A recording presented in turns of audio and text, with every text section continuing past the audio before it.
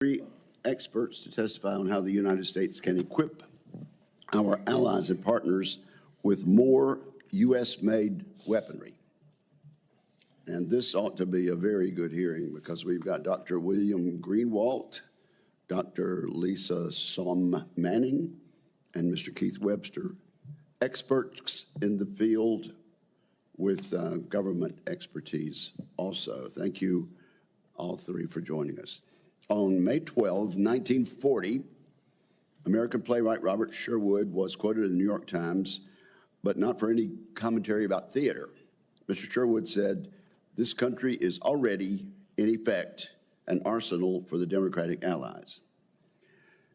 It is fitting that we are holding this hearing nearly 85 years to the day since these words were published. We face a threat environment that feels eerily similar to that of 1940, and we're seeking to rebuild the arsenal of democracy in our own time. That brings us to the FMS, Foreign Military Sales System. FMS is the principal mechanism by which we transfer arms to our foreign partners.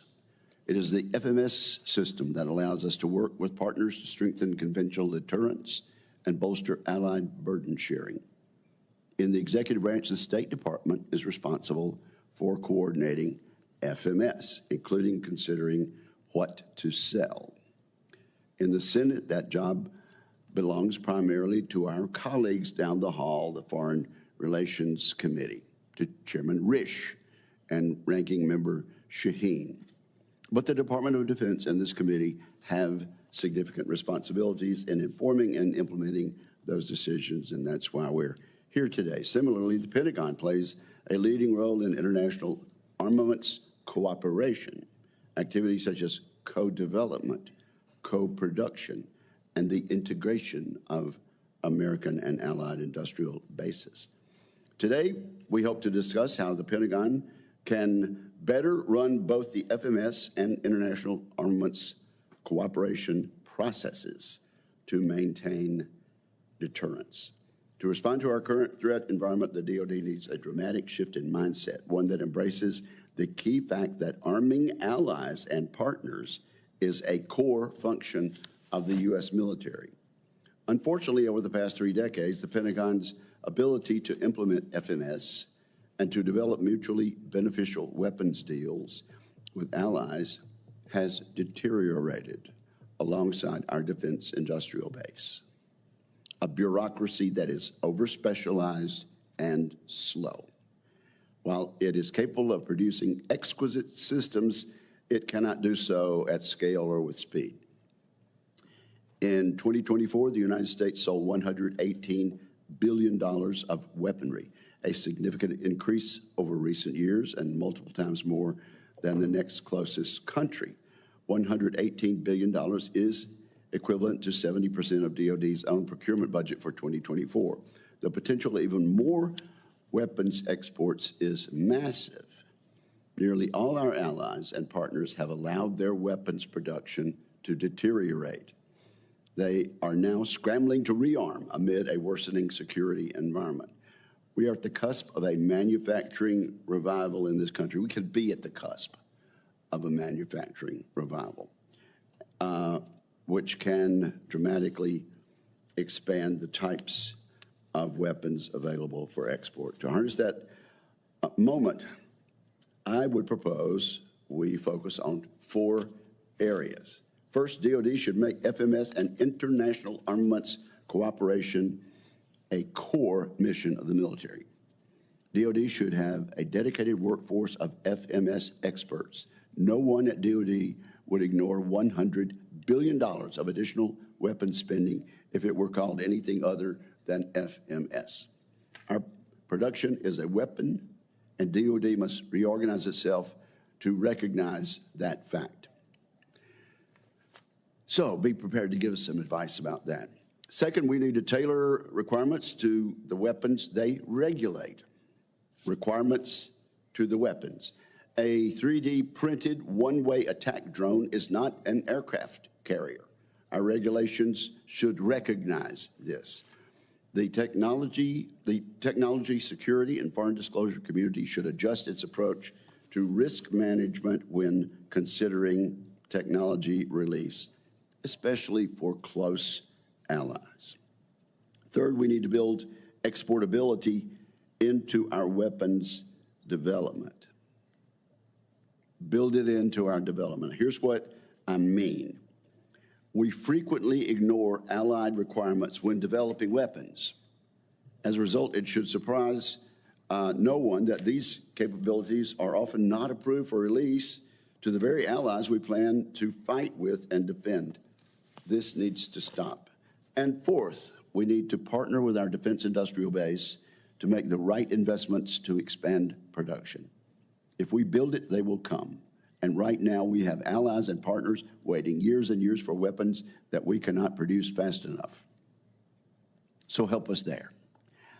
Over the past 2 decades, each administration has reviewed the FMS system almost every year with the same results. The Trump administration's recent executive order is directionally correct and holds the promise of real generational reform, but it will take hard work by this committee, our colleagues on the Foreign Relations Committee, our colleagues in the House, and our 2 departments to reimagine the fundamentals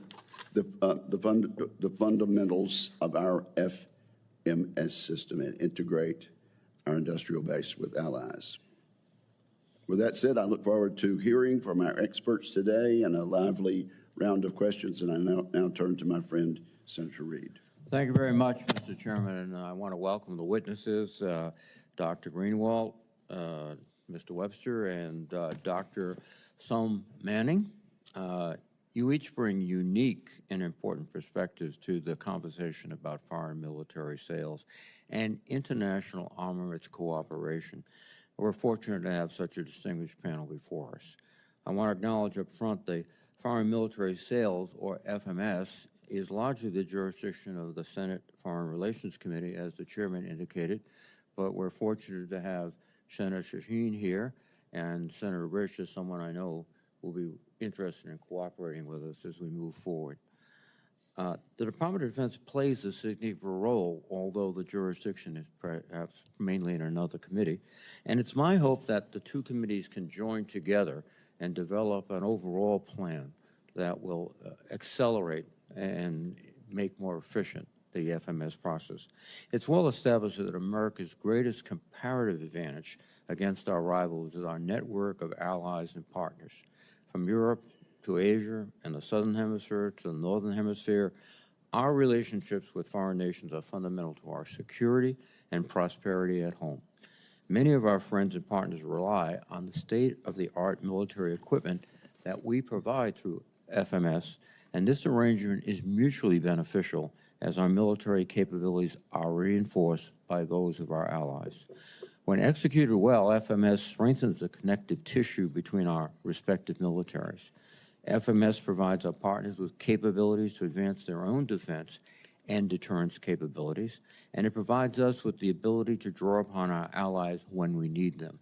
We can dial up or dial back partner and allied support as the situation dictates. However, I fear that many of the aspects of the FMS process are not working as well as they could be, which means ceding our advantage to adversaries rather than capitalizing on FMS. In my overseas travels, I have often heard from foreign leaders about the difficulties and delays they experience in acquiring weapons and hardware from the United States. Time and time again, I have heard that the foreign military sales process has become too slow, too rigid, and too outdated to keep pace with the changing world. During today's hearing, I hope our witnesses can help us better understand the complex FMS roles and responsibilities across the Department of Defense and how to potentially make these more efficient. This committee and the Defense Department may not be able to fix the entire process, but we should start with improving functions that fall within our jurisdiction. I would also appreciate our witnesses' views on the workforce requirements to support FMS and the potentially harmful impacts of recent efforts to dramatically reduce the workforce at the Pentagon and critical supporting agencies like the State Department. Where the activities of FMS and international armaments cooperation intersect with the acquisition community, I would ask our witnesses to discuss how we can align roles, responsibilities, and expertise to deliver better performance outcomes. I look forward to the hearing and the insightful advice of the panelists. I hope we can work together to develop a better understanding of the Department of Defense so that they can adapt quickly to a rapidly changing world. And thank you again to our witnesses, and I look forward to your testimony. I have a live microphone this morning. Thank you, Senator Reid. Let's get right into 5-minute summaries of testimony, and we'll begin with Dr. Greenwald. Terrific. Chairman Wicker, Ranking Member Reid, and other distinguished members of the committee. Have you pressed your button? I did. Okay. Hello? Can you hear me? There we go. Okay, I'm sorry. Hope I already lost 10 seconds. I can't believe it. Chairman Wicker, Ranking Member Reid, thank you for the opportunity to testify this morning on both FMS and international arms cooperation in general. How the U.S. decides to share existing technology or work together with other countries on new defense solutions is a critical component of our national security. Unfortunately, the way the U.S. international arms cooperation system works, at least for our closest allies, is fundamentally broken. This springs not from a failure to be diligent or to dutifully carry out the law, but from a failure to keep up with the times. Quite simply, the world has changed, and the tools of arms cooperation created in the mid-1970s no longer make sense in this new world. These tools were designed around an era of U.S. defense technological dominance that now no longer exists. DoD is no longer the main or only driver of innovation in the globe today, and yet we continue to act like it still is. We make it really hard for our allies to gain access to legacy technologies that many of them would produce on their own or get from somewhere else. We make it even harder for them to bring in superior knowledge and capabilities into the United States. And then even harder than that, to jointly work on something new. National security threats are now fundamentally different than those posed in the Cold War. They are of such a scale that the U.S. needs to leverage the resources and capabilities of a much larger, more innovative, commercially driven industrial base to support an interoperable allied force. And yet our tools of cooperation, designed to keep 1970s technology out of the hands of the old Soviet Union, conspire to prevent that from happening. Breaking down the barriers to effective arms cooperation is vital. If we want to enhance our own capabilities as well as those of our allies, we need to first take a look at all of our arms export and technology transfer processes, not just FMS. In their place, we need to adopt a time-based, cooperative approach that positively differentiates between a select group of allies and partners. Reform would not mean a wholesale elimination of current controls and deliberate processes for the vast majority of the 223 countries and international organizations that the U.S. has deemed eligible to buy our weapons. Decisions on whether to transfer weapons capabilities to those entities can still be based on a less than urgent step-by-step approach, shaped by a debate on our foreign policy goals in each of those countries. But for a critical segment of our closest allies who already share our values and interests, there should be a series of fast lanes backed by incentives to favor the joint development of the next generation of capabilities. These allies should also be tightly integrated into our industrial-based planning. How would this work? Well, countries already identified in law as part of the national technology industrial base and then selectively expanded to other close allies should face a streamlined process that reflects a greater sense of urgency. This process should be based on certainty, predictiveness, and timeliness, rather than the current one-size-fits-all, time-consuming, years-long methodical approach. For these allies, there should be an upfront agreement within the U.S. government on a pre-approved list of specific types of systems these countries can buy. A contracting vehicle that allies can buy off from should be established with pre-negotiated prices for these capabilities. Next, a stockpile should be established to store U.S. weapons readily available for immediate export. Perhaps more importantly, a broad-based waiver from the international traffic in arms regulations needed, beyond the inadequate limited waiver that has been provided under AUKUS and to Canada. This waiver and exemption would be designed to incentivize and enable American and allied engineers and scientists to quickly work together on new military capabilities. Finally, leadership DoD needs to be aligned to enable these changes. This could be done by creating a Defense War Production Board or something like that, chaired by the Deputy Secretary of Defense and staffed by 2 assistant secretaries, one for international production and a resilient supply chain, similar to what we have right now with the ASD for industrial policy, and another for international cooperation and production. This board would provide a formal senior decision-making and oversight mechanism over the disparate stovepipes that govern international arms cooperation in DoD, as well as for guiding defense industrial production. Thank you again for the opportunity to testify. I look forward to your questions. Thank you very much, Dr. Greenwald. Mr. Webster, you're next. Thank you, Chairman Wicker, Ranking Member Reed, and members of the committee for this opportunity to testify before you today. I have the honor of serving as President of the Defense and Aerospace Council at the U.S. Chamber of Commerce, as well as President of our Federal Acquisition Council within the Chamber's Center for National Security Policy. Prior to joining the Chamber, I served 32 years in the Department of Defense in various roles associated with international political military policy and related programs. One thing is clear: the time for bold action is now. The foreign military sales process is cumbersome, and after nearly 3 decades of attempts, no meaningful reforms have been made. Together, we can change that. Beginning in 1998, we saw initial public criticism of the Foreign Military Sales, or FMS, program and demands for change. In the past 27 years, there have been approximately 15 DoD Tiger teams to look at issues of speeding up processes, meeting demand on time, reducing costs. As we sit here today, little has changed. Within 6 months of the first Obama administration, the National Security Council signed a letter to then Secretary of Defense Robert Gates directing the department to improve the FMS process. As a result of that assessment, then Secretary Gates explained to the NSC that significant FMS reform requires a task force led by the National Security Council, since issues of concern cut across the entire interagency. The NSC agreed with this conclusion. However, such a task force never materialized, and DoD once again was on its own to determine what could change within its limited control.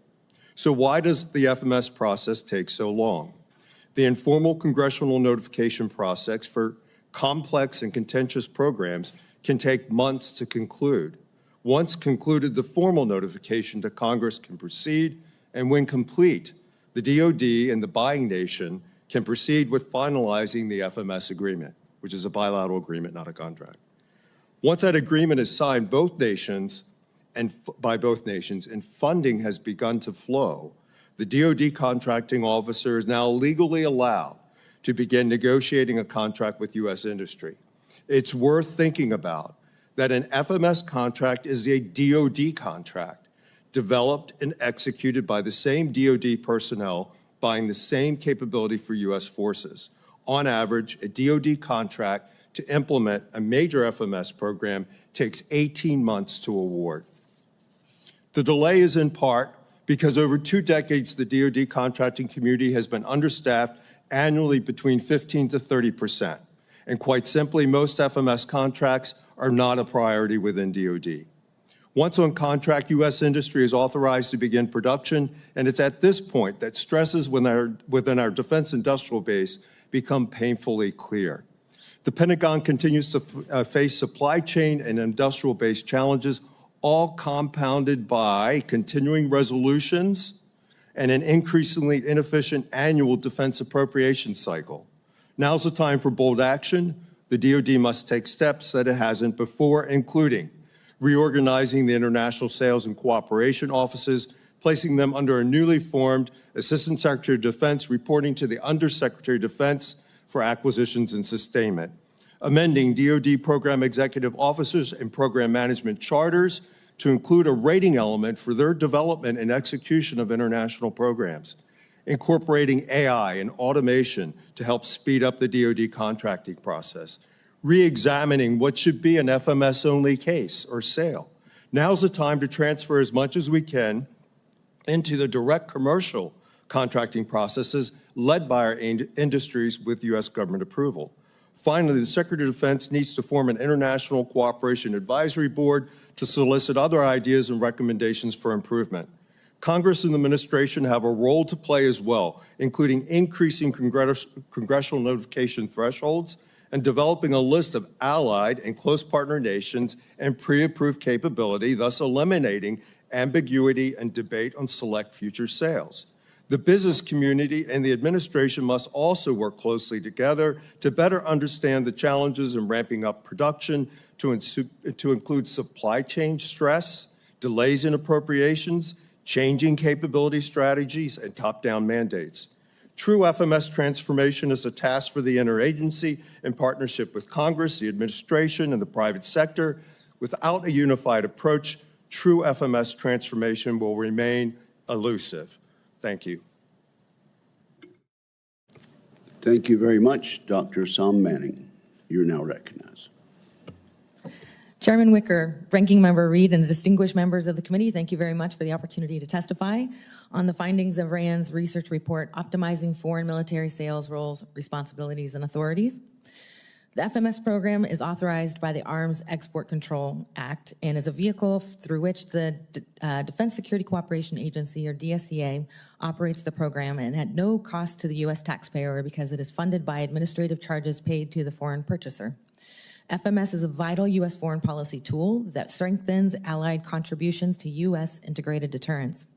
In FY24, FMS totaled $118 billion, and this week, the White House announced a potential $142 billion sale to Saudi Arabia, underscoring the program's strategic and economic significance. Despite this significance, our research found that the complexity of the FMS process can result in unacceptable delays, which in turn risks undermining U.S. credibility with our partners and provides openings for strategic competitors. We interviewed over 100 FMS stakeholders across government and industry, representing more than 1,300 years of collective experience. Frustrations were consistent, from senior leaders lacking authority to direct the process to frontline personnel struggling to navigate it. I'll highlight just several challenges that we identified. Strategically, first, the Department of State and DoD lack a unified front on and process for prioritization of our partners, making it difficult for the FMS enterprise to forecast the demand signal for FMS requirements. There are also missed opportunities to engage in each other's internal efforts to reform, and as we've heard, there are a lot of reform efforts that have gone. Second, the Office of the Undersecretary of Defense for Policy may be missing opportunities to effectively advocate for the role of FMS in achieving U.S. security objectives. Operationally, first, DSCA is charged with overseeing FMS, but lacks adequate management, oversight, and enforcement authorities. Second, the military department's implementing agency similarly lacks such leverage to hold acquisition stakeholders accountable for delays or underperformance. Third, the FMS system relies on the DoD acquisition for procurement, but is often a secondary player behind domestic defense acquisition. As one of our interviewees noted, training, equipping our foreign partners is well below everything else. If this were baseball, it's definitely the minor leagues. Fourth, acquisition offices are micro-federated, meaning they're dispersed among myriad stakeholder organizations with their own systems, processes, and priorities, most of which do not pertain to security assistance cases. This can make it difficult to identify responsive points of contact when choke points arrive. Some offices also describe being understaffed. Fifth, industrial-based bottlenecks further slow the progress. And then finally, data is fragmented across micro-federated systems lacking standardized formats, governance, or sharing protocols. As one stakeholder put it, we are data-rich and information-poor. We've got several recommendations that came out of our study, many of which align with the recent executive order, in addition to other reform efforts that have gone in the past. At the strategic level, first, amend DoD directives so that USD policy can aggressively assert themselves into the FMS process, for example, by advocating for FMS among combatant commands to incorporate partners' FMS-derived capabilities into planning and exercises. The Joint Staff might develop a defense planning guidance that factors in ally and partner contributions. Second, amend DoD directives so that USD policy, in consultation with state, is responsible for codifying the criteria to inform an annual DSCA-led partner prioritization process to help forecast the equipping demand signal for future purchases. At the operational level, strengthen DSCA's ability to manage and oversee the FMS process and hold key stakeholders accountable. First, require the military departments to provide regular reporting to DSCA on the status of FMS cases. Second, the DSCA director should participate in the process for selecting implementing agency key leaders and provide input into their performance evaluations. Third, DSCA should establish a government-wide data czar to lead enterprise-wide FMS data governance with an aim to set data sharing standards, approve transparency across agencies, industry, and international partners. And finally, empower implementing agencies. The military departments should amend service regulations to allow giving the implementing agencies more influence over internal FMS activities, including leadership selection and performance evaluations for relevant offices outside of their chain of command. There's no silver bullet to FMS reform. The FMS enterprise involves a diverse network of actors and varied missions and priorities. However, the need for reform is urgent. Implementing recommendations that foster a more agile, transparent, and accountable FMS process is essential for enabling our partners, deterring adversaries, and reinforcing America's global leadership. Thank you for your attention to this critical issue, and I welcome your questions. Dr. Sum Manning, RAND just released, when did RAND release this report, and how long did you work on it? We worked on this report for a year. It was a year-long study, and we published it in the end of 2024. Okay. I think all three of you, gave great testimony and very thought-provoking, and I'm sure we'll have a lot of good questions. You had recommendations. How much of the problem do you think, we'll start with Dr. Greenwald and going down the table, how much of the problem is mindset in the various departments, and how much of it is a need for statutory reform? Dr. Greenwald. I think the mindset issue is a critical one. I think I would say non-traditional defense firms here in the United States face many of the same issues about working with the Department of Defense as far as the understanding of breaking in and bringing their innovation and technology to the mix. I think there's a mindset that our allies are supplicants for our technology, and this technology is just so wonderful that everyone will jump through hoops to get it. The reality is there's a lot of technological leveling going on out there, and right now there's a great opportunity for U.S. to sell weapon systems because a lot of these countries haven't built up the manufacturing facilities to do so. But if the incentives don't change, they will do that, and we will lose sales. I think there is some issues on the legislative side, but mostly a lot of the problems are on the regulatory side. It's just how the department are interpreting what Congress has put into place. Regulations that are in place, not just practices. Regulations that are in place, like the international traffic in arms regulations. So that regulation needs to be retooled. It needs to be retooled and relooked at least for our closest allies. Again, Okay, well, I think let us know on the record, because Sure. time is fleeting, what statutory changes we need. And so, Mr. Webster, you're next on the very same question. Okay, sir, the issue of mindset, let's start where technology development begins. It begins for the U.S. warfighter, and the U.S. warfighter fundamentally does not desire to have a proliferation of the latest and greatest technology around the world.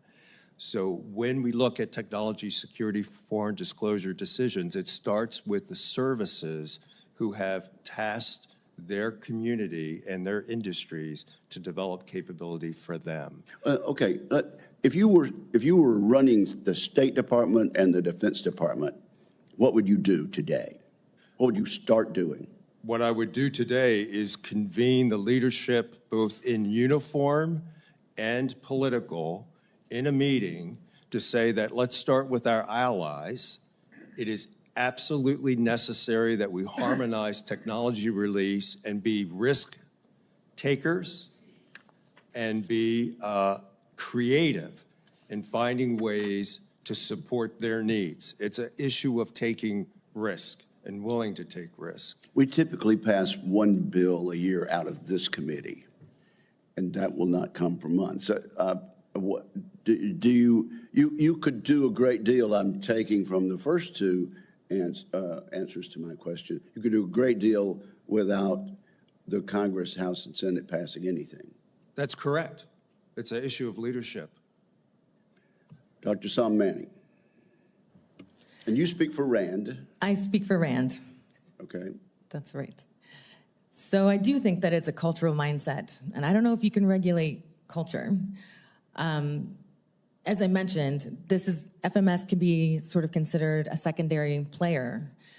We're focused on the U.S. warfighter, equipping the U.S. warfighter, and our allies and partners come in second. So in my mind, the way that you work on this is to incentivize leadership so that those within these organizations and offices really prioritize FMS if that is the priority. Give them reasons to prioritize it. Again, looking at performance, looking for metrics, looking for performance evaluations, ways that you can hold our leaders accountable for taking this serious. Okay, quickly, you mentioned continuing resolutions, Dr. Sam Manning. Here. Do CRs reduce the national debt? Do they save us money? Our study did not look at that, and I don't think I have. Webster? Not aware. No idea, sir. Okay, so you don't have an opinion as RAND does about the harmfulness or helpfulness of year after year continuing resolutions? Oh, no, sir, I do. That was in my remarks. It is absolutely a disaster to have continuing resolutions. Even the one that was passed this year, which has enormous flexibility, is helpful. But DoD budgets need to be passed. They need to be passed on time. Industry needs that certainty. Our Pentagon needs that certainty. These CRs are not a wartime footing. Disastrous, Dr. Greenwald. I think if you give the department greater flexibility for a larger pot of money, it may not be as disastrous, but if you tie them to the rigid PPBE budget accounts that create inflexibility, then yes, they would be a disaster. Thank you. Senator Shaheen. Thank you, Mr. Chairman, and thank you to all of our witnesses. I wholeheartedly agree with most of what each of you have said, and certainly believe that the lack of budget certainty and the continuing CRs are detrimental, not just to industry, but to our national security, and that needs to change. I think we've got another issue with respect to how FMS works also, and that is the tariffs that have just been imposed. I visited a company in New Hampshire that makes ball bearings for the aerospace industry. They do a significant amount of their business with the Department of Defense. Because of the steel tariffs, they had one domestic supplier. They had been able to get an allied supplier that now they have lost. And their lead time went from 20 weeks to 2.5 years. We can't provide what we need for the industry with that kind of problem. And their ball bearings are in almost every major exportable U.S. platform, whether it's guided multiple rocket launch systems, Patriot air defense, joint direct attack munitions, to all of our NATO allies, Gulf partners, Taiwan, Singapore, others. And one of the things in my role as ranking on the Foreign Relations Committee, I sign off on our military sales. And recently I reviewed a proposal for AMRAAM air-to-air missile sales. That's going to take 7 years to deliver. So clearly we can't continue to operate in this way and assume that we're going to get what we need for national security.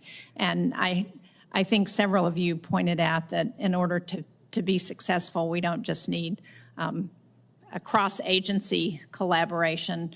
I think we also need to get the private sector involved in this, because clearly one of the big challenges is the defense industrial base and their inability to produce, because we have made the process difficult. We have not given them the budget certainty they need in order to invest. So to go back to the tariffs, let me just ask you, one of the things that we raised this in a previous hearing and talked about the fact that DOD is not tracking what the impact is of tariffs on increasing costs and lead times for production. So can anybody speak to what you think the challenge is there and how we could actually track that in a way that would allow us to make better decisions? I had wished the DoD had tracked inflation impact as well, too. That hit a lot of companies very hard. On tariffs, the issue is down in the third, fourth, and fifth tiers of the industrial base, which a lot of that is commercial. And how that impacts those commercial sources of supply and increased costs will more than likely drive increased costs throughout the system. There's another potential impact, and that's when we use foreign subsystems and foreign imports. Those imports should be, under the Defense Federal Acquisition Regulations, exempt from taxes, from tariffs. But there's still that risk because that's just based on a memorandum of understanding between the countries of whether that really, and so actually Congress could actually ensure that and clarify that. That's one thing that could be done to ensure that those type of tariffs aren't impacted on any subsystems we happen to be buying. Do either of you have views on that? Mr. Webster? Yes, Senator. First of all, I can sympathize a little bit with the Department of Defense because of the fluid situation of what percentage are we applying to tariffs. Sure. So once that settles out, then I think data will be able to be collected. That is, I mean, that's our challenge at the Chamber as well. But let me share with you just a couple of data points that we have confirmed, if you will. Steel prices have gone up since the tariffs have been in effect for over 2 months now. In response to these new duties, U.S. steel benchmarks have risen to roughly twice world prices. For aluminum, the widely tracked Midwest premium benchmark for that metal has doubled since November, reflecting the fact that more than half of U.S. demand is met by imports, chiefly Canada. Companies are not only reporting increased lead times, to your point, but also expected higher input costs, followed by increased sales prices and potential employment reductions. These are firm fixed price contracts, often very thin margins, as you know, in the supply chain, and these small mom and pop companies, they will suffer. Thank you. Dr. Somani? And I will just say that RAND, all we do is study. And so this sounds like a really interesting sort of quick turn study that we could do to kind of look at the cascading effects of tariffs along the way. It's just so quickly happening. And so I wouldn't want to venture sort of a response to that right now, but I think it's something worth studying really quickly. That would be very helpful, I think. Thank you. That's a helpful answer, Doctor. Senator Fisher. Thank you, Mr. Chairman. Dr. Somani, you said at RAND you study. I appreciate that. And we'd earlier talked about the report that came out in 2024, I think you said. It highlighted a number of insufficient authorities and inefficiencies within the department's FMS process and organizations, and provided recommendations. Do you know if the department has followed up on any of those recommendations or the status of that? I don't know if they have followed up on them, but I have seen that in the recent executive order, some of the same recommendations are in that. So my assumption is that they remain as challenges. With regard to the executive order, do you have any suggestions on which areas would be most ripe for improvement? Well, I think the looking at the manpower restraints, doing a study to kind of understand where the resources are needed, training, where that training is being held up or where it needs to be doubled down. I think that looking at partner prioritization is another one, so trying to figure out which partners do we prioritize in the system, to the point about we sort of have this one-size-fits-all process, and so how do you get the DOD and Department of State obviously has a role in kind of understanding what the criteria are and let DSCA lead a prioritization sort of framework and process. Okay, thank you. Dr. Greenwald, the International Traffic in Arms Regulations, or ITAR, regulates defense exports for the United States. There are methods in place for companies to obtain exemptions for this process, which I believe is cumbersome, to support our allies. But it's not always clear whether certain programs are even eligible for those exemptions.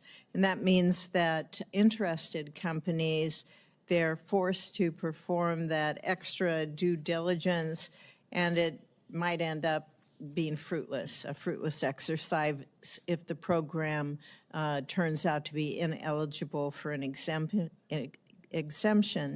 While many larger contractors can absorb these costs, small businesses have a harder time doing that.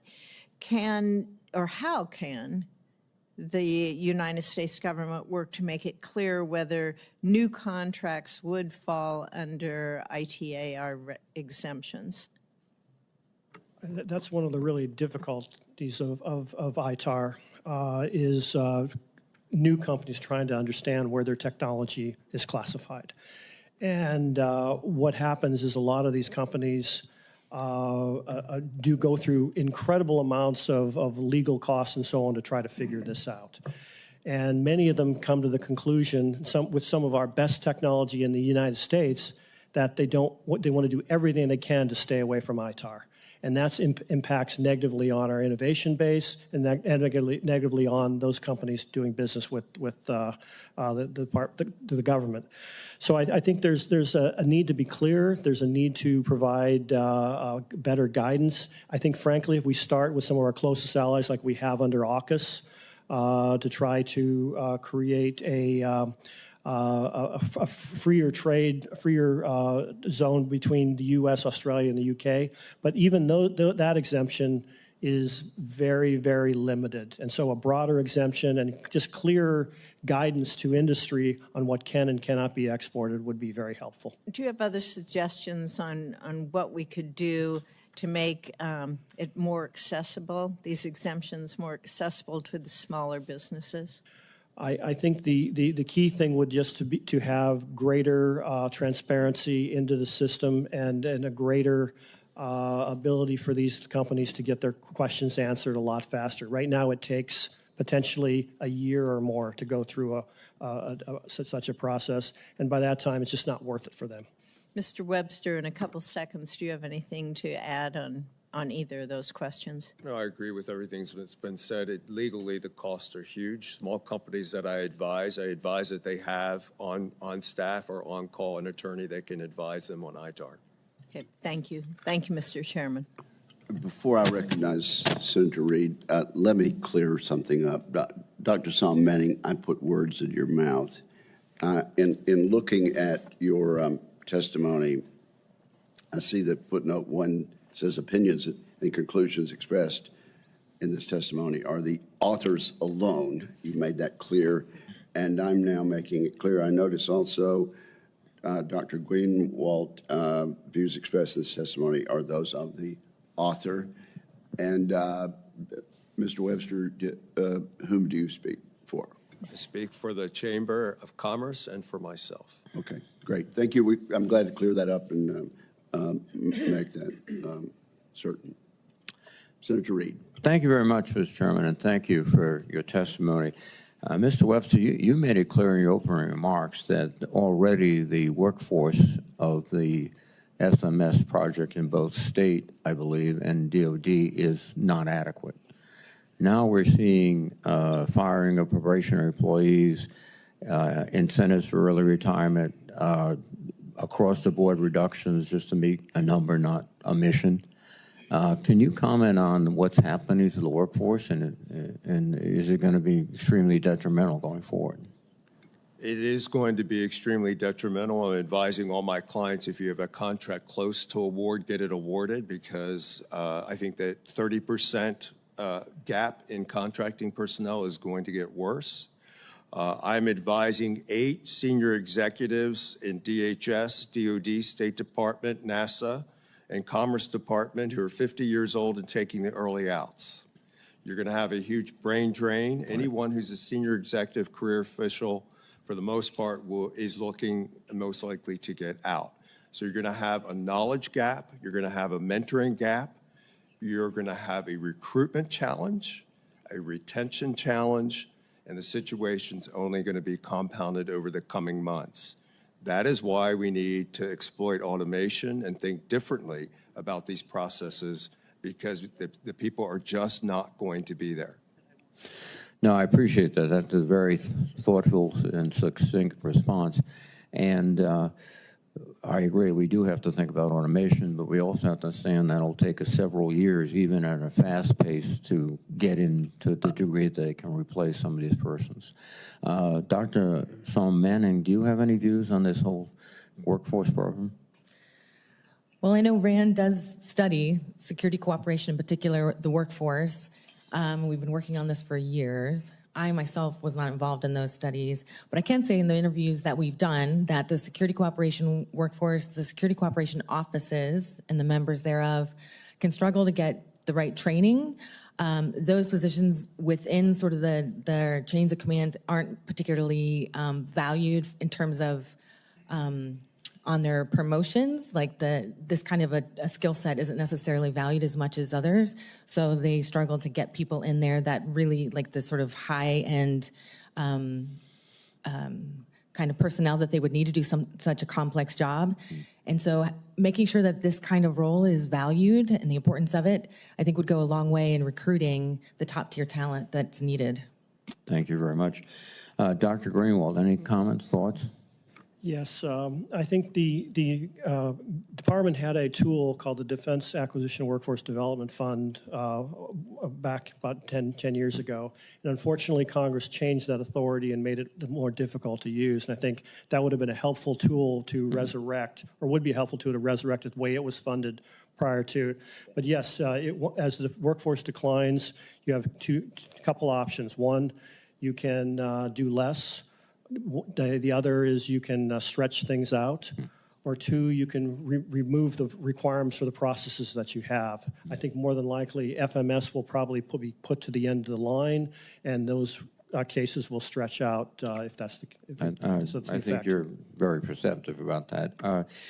Dr. Greenwald, I believe you are aware of this, that the FMS Tiger team made a recommendation to develop methodology to facilitate non-programs of record.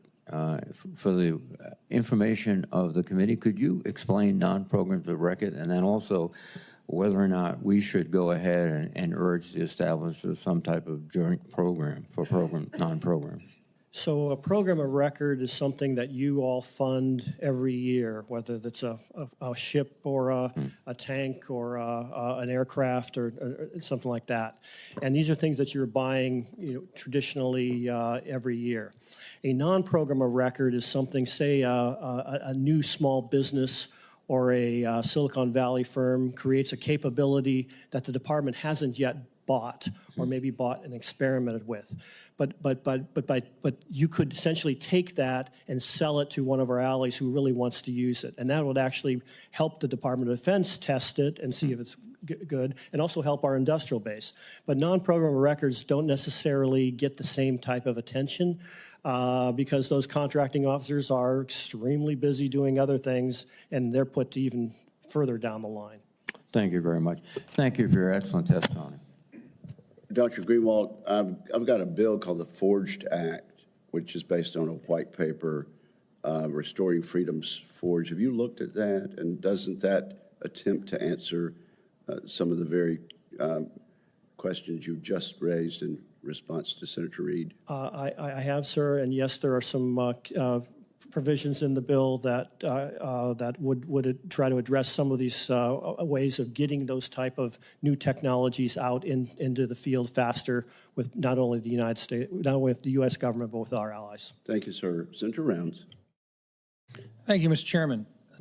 This has been very interesting discussion today with regard to FMS, and I'm thinking out loud to begin with about what my thought process had been before listening to all three of you about what I thought were challenges for foreign military sales. And my first assumption had been that on a policy basis, we had been using FMS more as an opportunity to incentivize some of our near allies or individual countries that were out there that wanted our weapon systems to perhaps change policies that we did not like, that were separate from what our policies were. But after listening to you, I'm finding that it's not even so much that as being the primary reason why we're not having more military sales, but rather internally, our system is not set up and focused on the value of FMS to our own well-being. Mr. Webster, I just want to begin by asking you a question. Do you have any data with regard to U.S. companies that are in the military industrial base portion of our economy, and how much they may have lost in terms of opportunities for sales outside? What's been our loss, do you think, in terms of opportunities that we haven't been able to take advantage of? Well, I do not have data specific to opportunities lost. I can share that for our prime contractors, on average, 70% of their funding comes from this body here, and 30% on average, it's a very crude average, but 30% comes from international sales. The European Union and NATO and Europe, on average annually, 60% of their military acquisitions are with our companies. We expect, if onshoring in Europe is where they decide to go and they actually find the money to onshore some production, that 60% annual number will diminish a bit. That's assuming that they actually secure the money and pour concrete and start onshoring production. But right now, just as a data point, 60% of European acquisitions of defense material from our contractors. I had also assumed that perhaps the major issue that many of our contractors had, I mean, looking back at the delays it takes right now to get our own munitions, that it was a supply chain issue as much as anything else. And I'm just simply going to ask all of you, if you were to prioritize supply chain versus other one or two items in a quick nutshell, where does supply chain issue stand in terms of the delays that we've got? And I'd begin with Dr. Greenwald. I think the most important issue is decision time and certainty of decision. That's up there. Supply chain will be, companies will make decisions about supply chain if there are certainties of decisions and countries know what they're going to be able to buy. Mr. Webster? Yes, so the supply chain criticality is huge. We have been operating for decades in a peacetime mode. Now we're trying to ramp up to a wartime mode.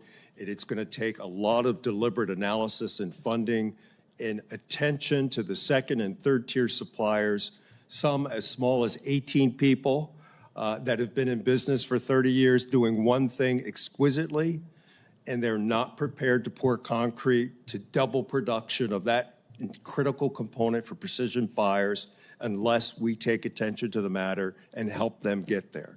I'm going to come back to you on another question in a minute, but Dr. Sam Manning, would you care to respond to that as well? So I'm going to have my answers a little bit of a punt here, because we did try to study that, and we relied heavily on DSCA and their data to be able to kind of inform our analysis. And they struggled to get this data beyond their own, what's in their own remit. It's very difficult to get information on the supply chain, for example. So one of our recommendations, again, and I go back to this, is the idea of having a data czar that's able to go in and access this kind of information so they can understand where these choke points truly lie. Thank you. Mr. Webster, looking at FMS, would mandating that FMS demand be factored into the total munitions requirement, would that improve the management of weapons production at DoD? The challenge with international sales, whether accomplished via foreign military sales, government to government, or direct commercial sales, industry to a foreign government, the challenge is trying to understand and predict when a nation will actually sign a contract or sign an agreement. So there's a lot of uncertainty there, unlike appropriations or program authorization and appropriations here in the United States. Thank you. So fundamentally, it's helpful, but it is unpredictable.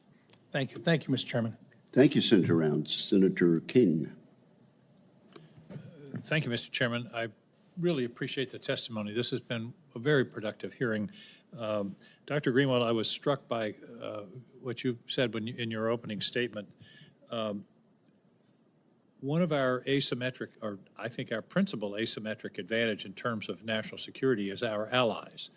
And yet we put them through this long, arduous process, and there should be, I think you suggested, I don't know whether you call it an exemption or a bobtail process or something, so that we're not, so that we can have greater cooperation with our allies. Is that a fair interpretation of what you said? Yes, I wouldn't even call it an easy pass lane. Well, I think that's, and the other piece of this, and as I travel and meet with security people in other countries, we're missing an innovation multiplier by not working with our allies. Countries like Japan and Australia, Europe, Germany, UK, all have brilliant scientists who are working on a lot of innovative areas. And instead of having innovation be siloed by country, it's always occurred to me that it would be much more, as I say, a multiplier if we could work more closely and have better cooperation with the countries that are aligned with us. Is that a fair observation? I think that's a fair observation. We're a country of 340 million. Our allies together, the EU, NATO, Japan, Korea, kick us up over to over a trillion. You know, we're close to the Chinese population, and we're squandering that asset by siloing innovation. The number of scientists and engineers working together would be critical in the future, and unfortunately, right now we're all stovepipe working on these things separately. Well, I do want to. I have a visual aid in terms of the process. I'm not going to burden the committee, Mr. Chairman, by submitting it for the record, but this is the Foreign Military Sales Manual, 642 pages. Bless you for that. I mean, this to me, this summarizes in many ways the problem of the process itself, which has impeded our ability to work with our allies. Now, it's been mentioned several times about a data czar or something like that. One of my principles of management is that you need one throat to choke. And there's nobody in this process that is responsible for the process. You've got the State Department, the Defense Department, and then all the other agencies that are involved. It seems to me that we should be talking about putting somebody in charge who can be held accountable. Ms. Manning, you suggested that in your testimony. Is that something we should be thinking about? Yes. And that's really what our report focuses on. In particular, DSCA does have the responsibility to sort of wrangle all of the cats and dogs in this process, but they lack the authorities and the enforcement ability. They lack the transparency to kind of get to the crucial sort of choke points in the system. And so providing at least some sort of enforcement, accountability, authorities, I think would help them be able to do this job better. Winston Churchill said after Gallipoli, you should never have responsibility without authority. And that's exactly what you're talking about. The other thing I understand, I had to slip out for a minute, that's been mentioned, but I think needs some more attention is ITAR. As I've talked to people in other countries, scientists and people working on technology matters, ITAR is a real barrier. And again, we have some exemptions with Australia and Canada, but Mr. Webster, is ITAR something that we should be attending to as we are talking about rationalizing this process? Yes, Senator. I think it comes back to all three of us recommending a list of countries with pre-approved capability to include cooperative R&D that's pre-approved. I mean, we really need to focus on... And their scientists need to be able to share back and forth They do. Now, we have laws that govern the control of data, technology, and capability. So those laws require a license of some sort. But to your point, we are actually moving forward. The AUKUS exemption, AUKUS paradigm is something that hopefully will proof a new way. Will and it become an can be example of how expanded. to move forward. That's right, and that could be expanded to include allies, other allies. Mr. Greenwald, I can't leave you without, you mentioned one thing in your testimony, that a continuing resolution with more money and more flexibility might be okay. I would point out that would be the end of congressional authority. That would be the ultimate abdication of Congress's authority to appropriate a huge pot of money to the Pentagon and say, spend it as you will. So I just had to make that point. Although there is a RAND report that shows, that supported the PPBE Commission, that showed the different types of authorities that are out there for different agencies. And frankly, the Department of Defense doesn't have many of the same authorities and flexibilities that other agencies have. So yes, the Congress could still essentially have its power of the purse and look over these things, but there are other authorities that could be given to DOD that perhaps are not, that other agencies haven't been. As long as it doesn't usurp, depending on your point of view, abdicate or usurp congressional authority over the power of the purse. Thank you, Mr. Chairman. Thank you, Senator King. Senator Budd. Thank you, Chairman. Thank you all for being here, and thank you for your testimony as well. Mr. Webster, we've talked a lot about staffing, but given these issues, are there ways that we can utilize artificial intelligence to, and including automation, to improve these processes and speed up implementation of foreign military sales? Sir, absolutely. We have to explore automation to include AI. In industry, if you can't hire people or afford them, you automate. And that's where we really need to seriously look. What comes with that is a level of risk, an assumption of a level of risk that historically the system's been unwilling to assume. So when you automate and develop those processes, improve those processes, that's a level of risk that the system is historically not used to. Can you be specific about the risk you're referring to? Well, I mean, when you're automating a system, you're losing the human judgment and human touch from developing an FMS case, let's say. We automate that.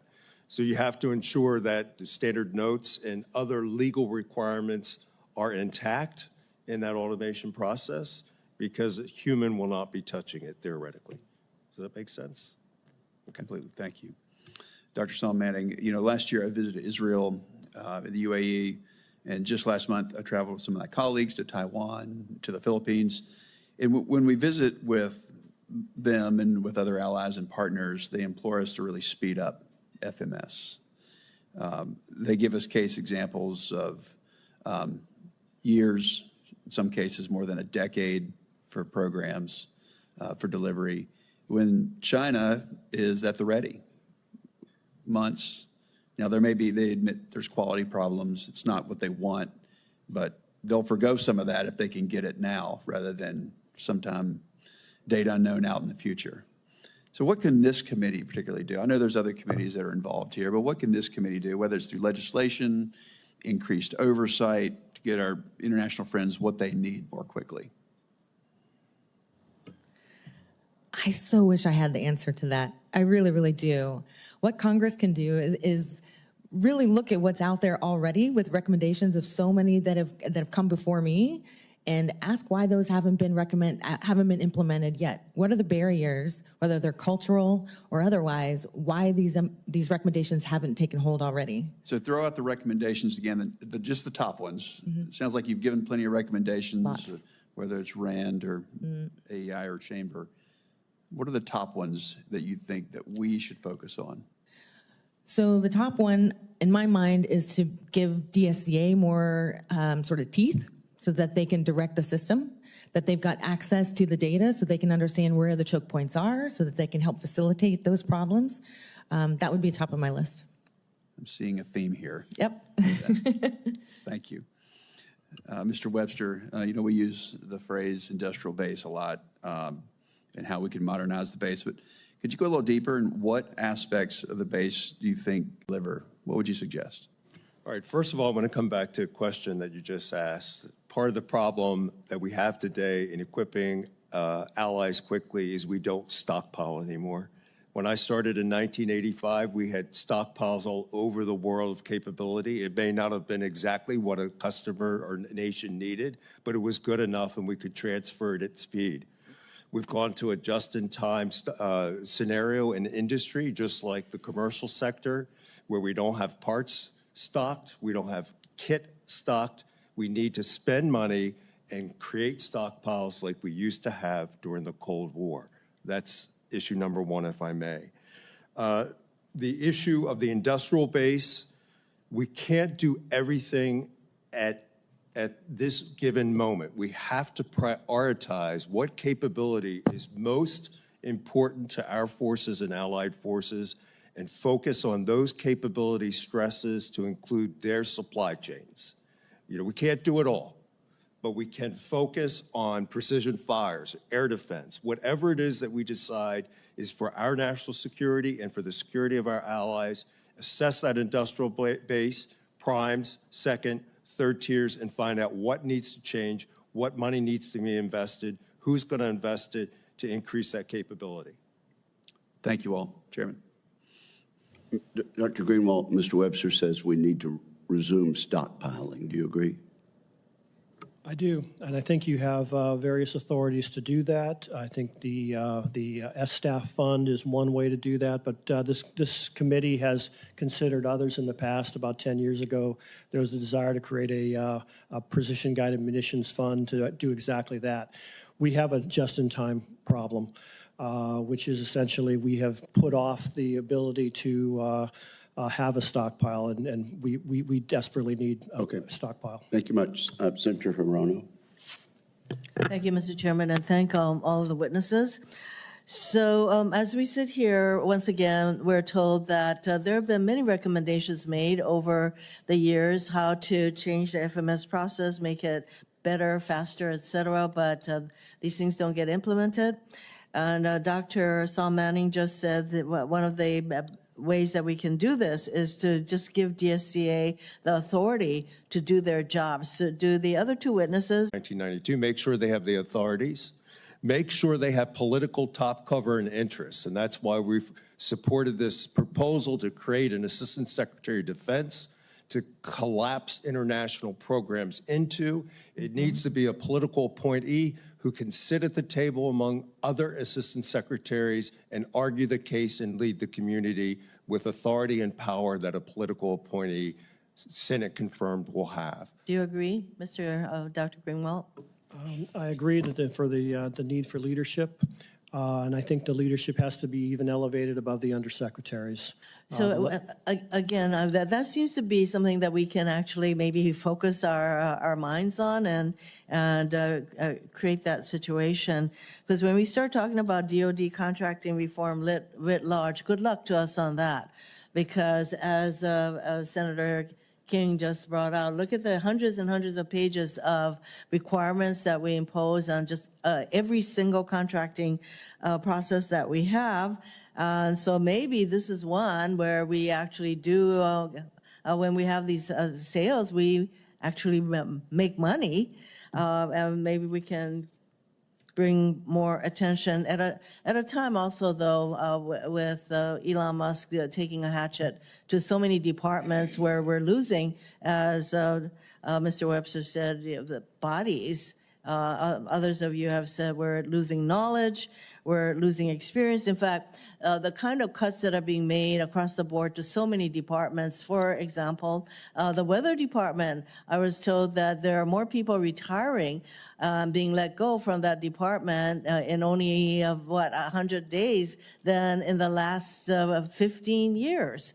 And the loss of some 20 plus years of experience is going on throughout all of our agencies. So it doesn't help that the FMS process is also undermanned. And as noted, we're losing, there's a knowledge gap, and we're going to have a hard time recruiting and retaining the people that we need. But I would say that if this committee really wanted to focus on the kind of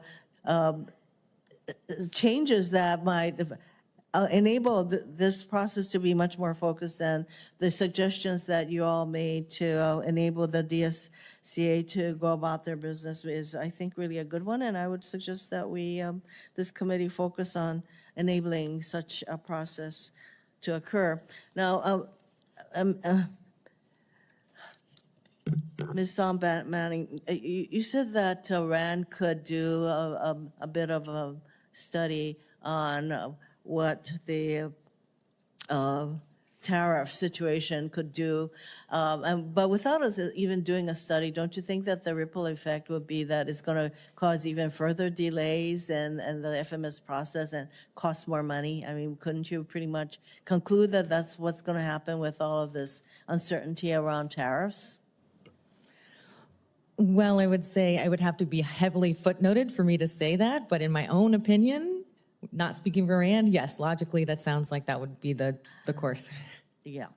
So I would agree. I don't know that we need another study to tell us that these tariffs are not a particularly good idea. So one more very brief question. For Dr. Greenwald and Mr. Webster, has the production capacity of the defense industrial base kept pace with the increased demand in foreign military sales over the last years? And what can we do, very briefly, I'm assuming this is a problem, what can we do? Okay, so fundamentally, briefly. I would say in select areas, the production capacity has not kept pace, and this has been compounded by the situation in Ukraine and the U.S. providing capability to Ukraine as well as our allies. So that stresses our industrial base to resupply us. Make those investments until there's a real demand signal and a contract in place. Thank you very much. Over here on some of the countries that we don't have alliances with. Right, but the paradigm of ITAR is, in the timeline of American 21st century technology, is ancient.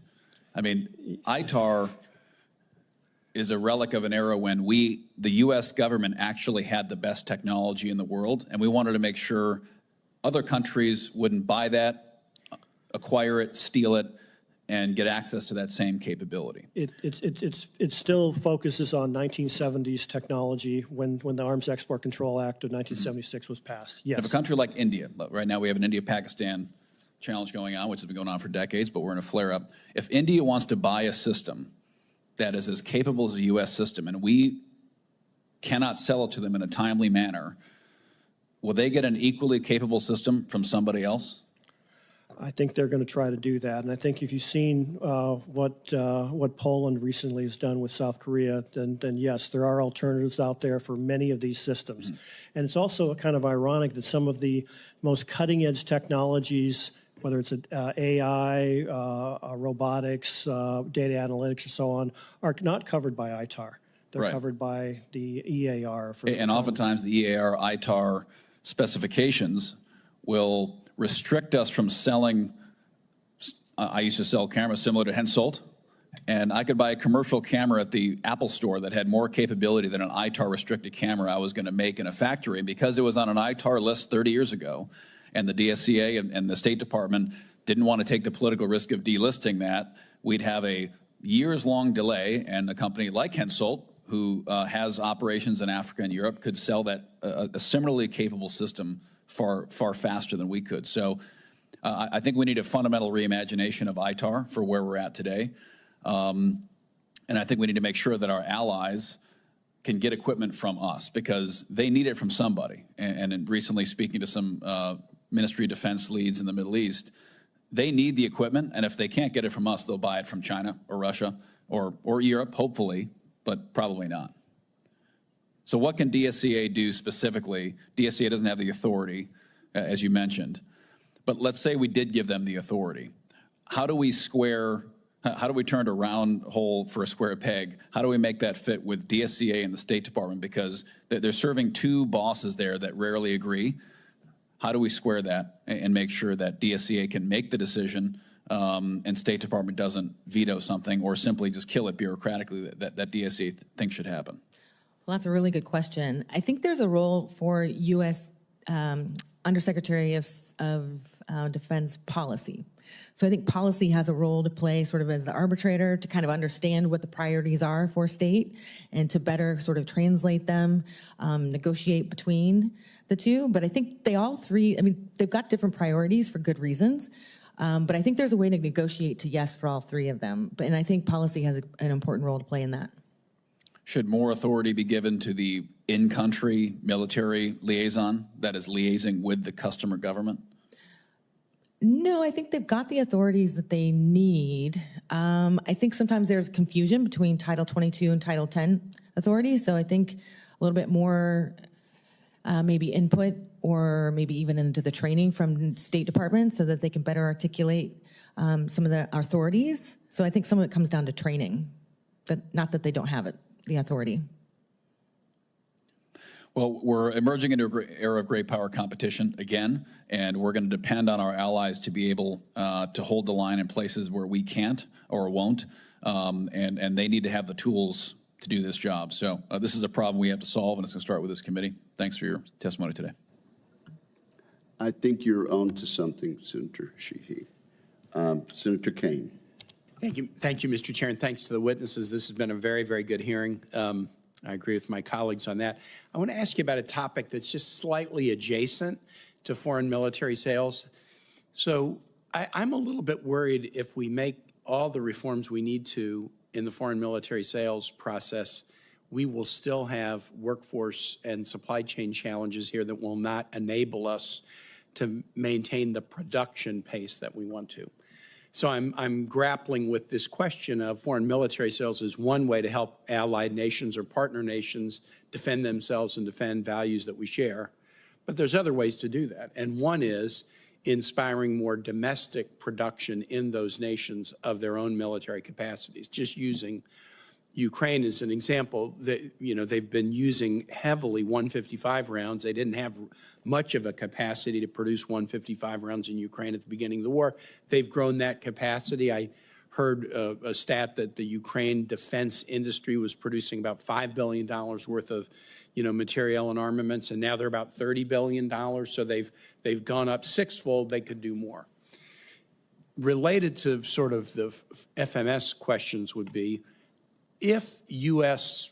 defense firms want to invest in Germany or Poland or Ukraine, or they want to invest in Australia to expand the production capacities of weapon systems in those nations, or if U.S. financial firms that aren't necessarily in the defense space but increasingly have shown a willingness to invest in port infrastructure or shipbuilding or other defense industries, if U.S. firms want to invest to accomplish increases in production in other countries, do we have the right legal framework to allow them to do that easily, or are there similar obstacles in the way that we ought to be considering diluting or bringing down? So that's the issue that I want to ask you about.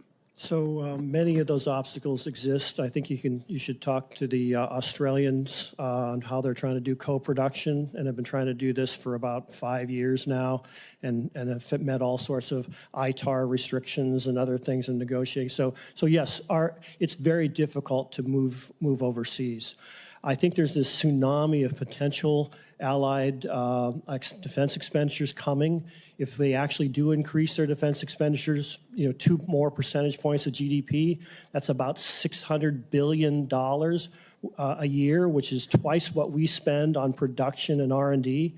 I don't know where they're going to do with that or how they're going to spend it, and they may not spend it wisely, but that's a potential huge market, and it would be much better for us to make those sales than have them create their own capabilities that will compete with us in the future. Others who want to offer thoughts on my question, Mr. Webster. So, I think it's important to recognize that our industries are global industries and global supply chains, so they know how to figure that out. Lockheed Martin F-35 is an excellent example where you have partner contributions. That was part of the deal of being a partner, was to have industrial participation. So our industries, where it is in their interest to seek technology they can't get here for a good price, where they can reduce production costs, and where the government will allow it, will go offshore. So the tools are there to accomplish what you envision. It just is a question of how is that incentivized. Dr. Sam Manning. And I will just say, I was not part of a study, but we just did a study on third-party suppliers. One of my colleagues, Aidan Nguyen, and her team looked at this and tried to think about how to do this responsibly, try to find suppliers that are, aligned with our strategic interests. Thinking about some of the criteria that would you think about when you'd want to kind of invest in and kind of shape what our allies, when we can't supply it, how they make their decisions elsewhere. I'll take a look at that. I want to say in 45 seconds, something about tariffs. I was just in Germany, Poland, and Ukraine, and I heard over and over again, we are cooperating with you. We want to cooperate more. There's so much more we can do together. Tariffs are getting in the way. The German example was the most striking. A new government in Germany with a mandate to improve the economy, which has been in the doldrums since 2019. That is the mandate. The government is very pro-U.S., pro-transatlantic. They're pro-U.S. military, more U.S. troops in Germany than any nation other than Japan outside the United States. But they said tariffs are getting in the way of the primary goal of this new government, which is to improve the German economy. And if that's the case, I know you expect us to be great defense partners, but there's no such thing as a silo where half the relationship is really bad. But on the other half, we're going to be completely cooperative. We need to sort out this tariff madness. And using tariffs against adversaries, great. Or in particular instances on particular trade barriers, of course. Using tariffs willy-nilly against allies is very destructive, both in the national security space and in the American economy. And that was the message I heard loud and clear from our allies. I yield back. Thank you for that. Senator Scott. Sure.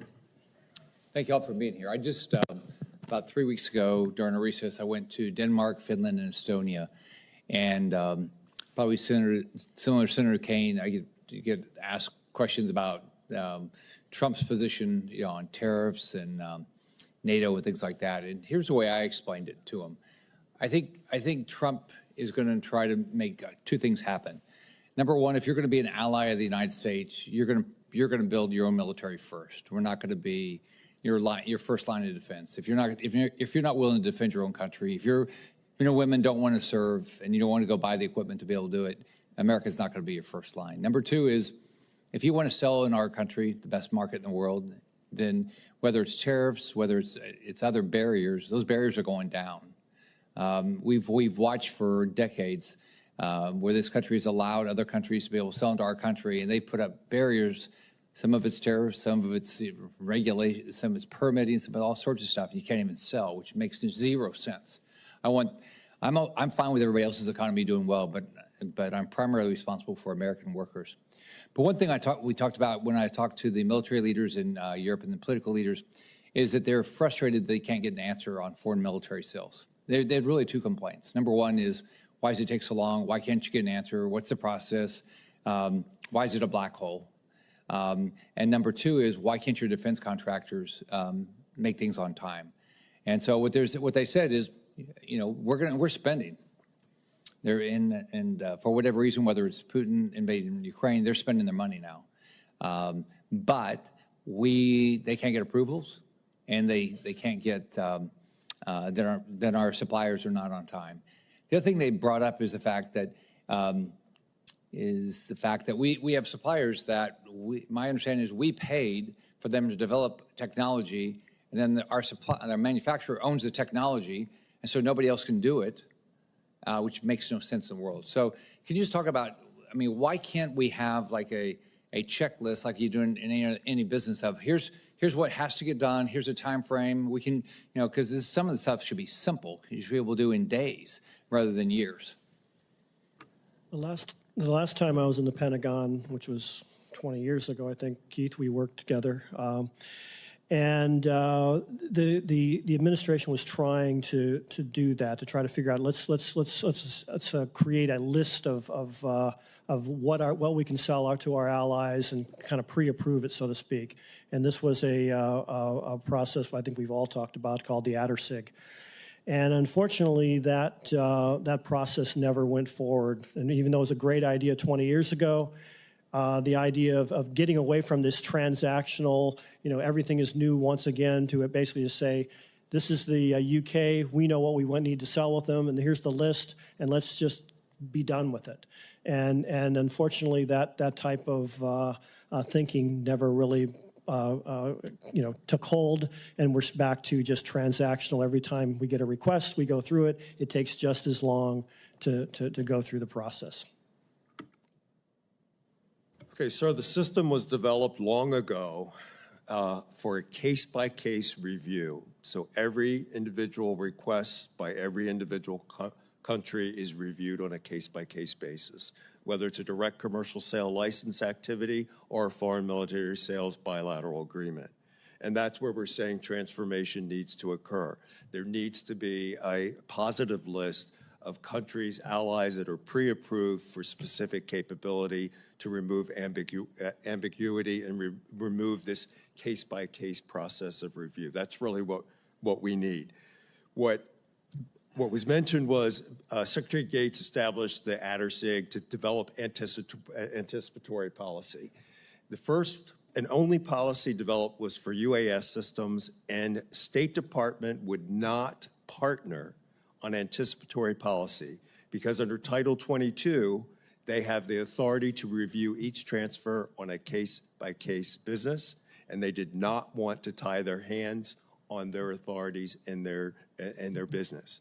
So it failed, but we need to fix that. Thanks. So does anybody put anything out that they're gonna, is there any outside group that's put something out that said this would be the exact way you should do it, that we should rally behind? I'm not aware of anything that's published, but I know we've all talked about it with previous administrations. We've talked about it with the new administration. We can help the administration develop that process. It'll take approval by state and its committees as well as this committee to agree to such a list to act upon. All right, thank you. Thank you, Senator Scott. Senator Warren. Thank you, Mr. Chairman. So being lethal on the battlefield means being scrappy. And when Russia first invaded Ukraine, we said in the briefings, when we were told by experts that Ukraine would only be able to hold out for a few weeks maximum. But over the past 3 years, Ukrainians have been incredibly innovative, especially in the deployment of drones, to keep Russian forces at bay. The U.S. military may not be nearly as agile. One problem, soldiers are not allowed to repair many of their own weapons. DOD spends billions of dollars buying all sorts of equipment, but then contractors impose restrictions on who can maintain systems and who can produce spare parts. Contractors rake in billions, but service members are not allowed to fix their own weapons when they break, even in the middle of life and death missions. That is the opposite of scrappy. So, Dr. Sam Manning, you are an expert on building military capacity. How important is it for readiness for service members just to be able to repair their own weapons? I mean, they are on the front lines and critical. When it comes to life and death decisions, I think you sort of overlook policy. That's what I would do if I were on the battlefield. Again, this is my personal opinion, not an opinion of Rand. But I take it you think the right to repair is important to being able to do your job.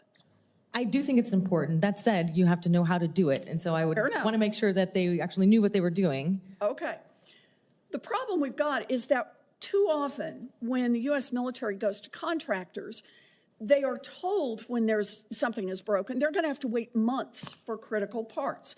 In just one case that we have, the Army discovered that instead of waiting months, they could actually just use a 3D printer to print the safety clip they needed in less than an hour and for 1/100th of the cost that was being charged by the contractor. The administration took an important step toward making sure that U.S. soldiers can be just as scrappy as the Ukrainians. The Army's new transformation initiative requires new contracts to include a right to repair their own equipment, and they're also going back to review old contracts to add similar protections. I want to give a shout out to the new Secretary of the Army, Dan Driscoll, for pushing this initiative. So, Dr. Sam Manning, would adopting this policy across the military services enhance innovation and help reduce costs? Well, as all RAND good researchers say, we have to study that. This is very new. It's very exciting to see. When we were doing our study, Army was in the midst of their sort of transformation, and there was consensus opinion that it needed to change. And so it's exciting that they're innovating. We're watching it. It's definitely a great experiment to see if it happens and to see if we can apply these lessons elsewhere. Well, you know, I would argue here on Right to Repair that it can also be used to help strengthen American allied forces as well. When our closest allies buy U.S. weapons, it can help enhance their capabilities, help them work better with our troops. We really like all of that. They can take missions off our plate, and they can support U.S. jobs. But our allies and partners have a lot of other companies that they can choose from, and they are willing to drive a harder bargain than we are. For example, a Canadian task force found that failing to acquire data rights hurt their ability to independently support their own equipment, Right to Repair. And they recommended prioritizing sustainability and competition. The bottom line, Lockheed Martin's higher repair costs meant that Lockheed Martin just wasn't competitive for the contract. So, Dr. Sam Manning, isn't the best outcome for us is not only if we can repair our own equipment, but also if our allies who are buying from U.S. contractors can repair their weapons in the field and have those weapons made in America?